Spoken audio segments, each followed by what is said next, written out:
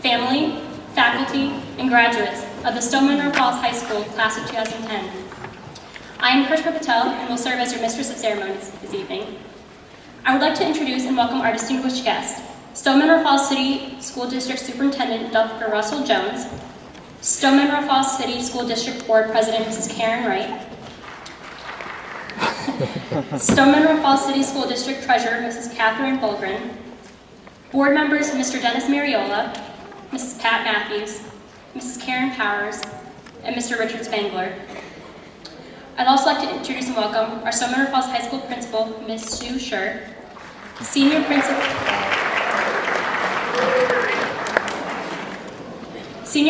Mr. Don Ross,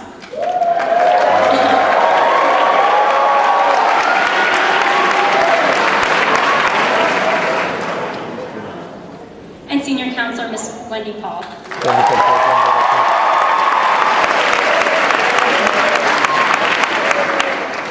I would like to invite our Superintendent, Dr. Russell Jones, to share a few words.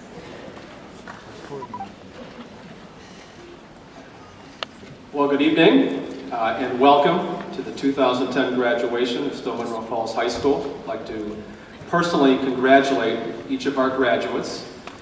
We are so very, very proud of you for your hard work and diligence that got you here this evening. We are again very, very proud of you and cherish this evening of celebration. Despite listening to the cheers, when they announced the superintendent, I didn't hear much.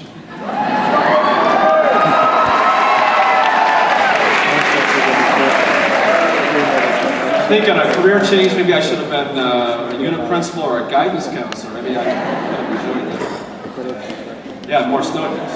That would have helped. I'm looking for a very loud, rousing round of applause on my next comment, because they taught us in superintendent school, when you address the graduates at commencement, be brief.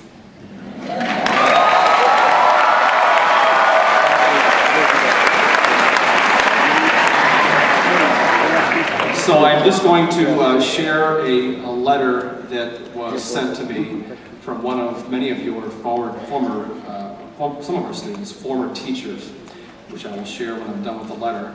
And I want to personally thank Lynn Sicantelli, who is the mother of one of our graduates, Dan Sicantelli, for getting this letter to me. And I think it really shares many of our thoughts.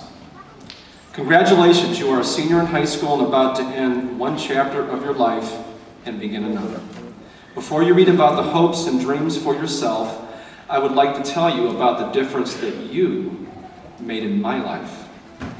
You guys are my very first class. I remember as though it were yesterday, that end of summer walkthrough when I had the first opportunity to meet you. Your beautiful faces captured my heart forever.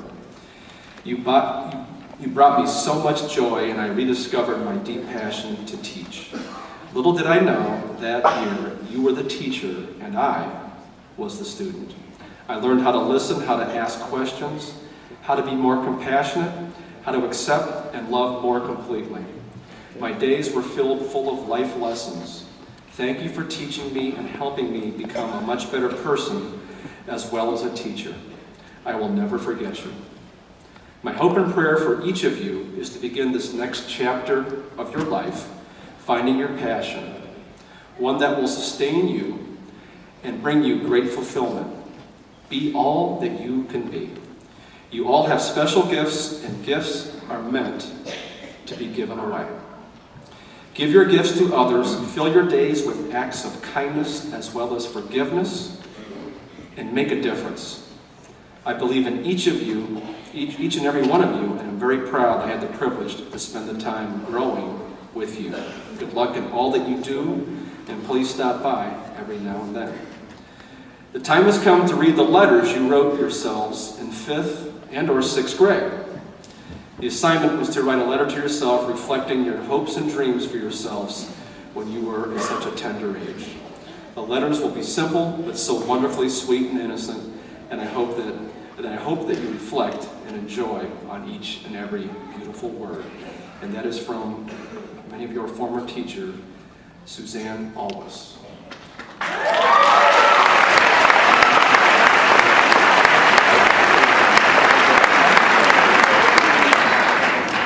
again, my congratulations to each and every one of our graduates. We're very, very proud of all of you.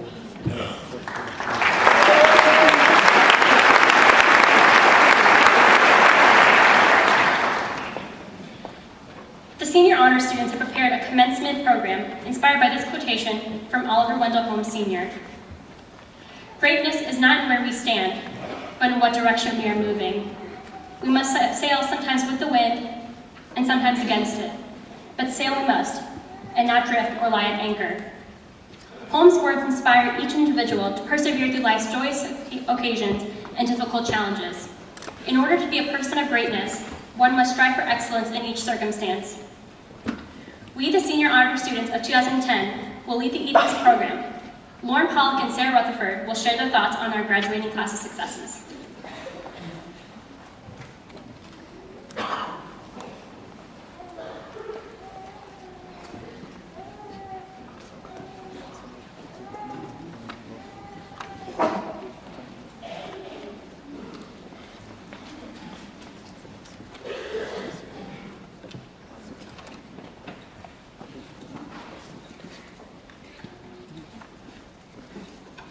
Success, a sports team traveling to the state level.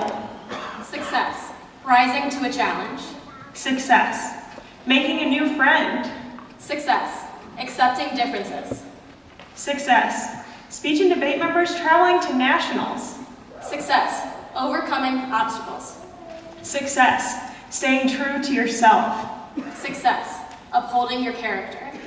Success can be measured in several different ways, but the value of the success is solely dependent on the mindset of the achiever. Keeping this in mind, it is important for one to ask oneself how success should be measured in relation to his or her personal goals.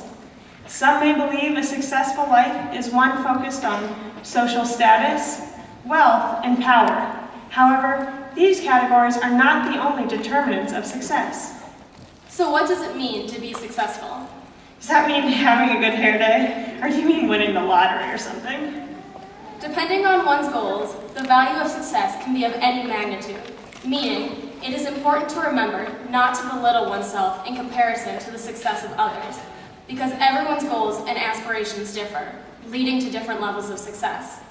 The measurement of success is a personal worth, and the outcomes of these successes are something that every individual should be proud of. So how does one go about achieving success? Buying lots of lottery tickets? That is not necessarily recommended, but setting a specific goal and being persistent in achieving such a goal is the first step to success. This goal can be anything from gaining wealth to improving character and sustaining morals, once again depending on a person's individuality. Following this, one must stand firm in his or her decisions and withstand damaging compromise. One must remember, however, it is natural that the path leading towards the desired outcome is subject to change. We are all reaching a point in our lives where our paths are changing. And now, more than ever, it is crucial to keep one's goals in mind when making decisions and carrying out actions. But we, as graduating seniors especially, must remember that our choices and overall performance in high school do not necessarily dictate our future successes. Therefore, do not limit your aspirations based on where you are now, mentally, physically, and emotionally, but instead, challenge yourself to become a stronger individual in all areas of your life.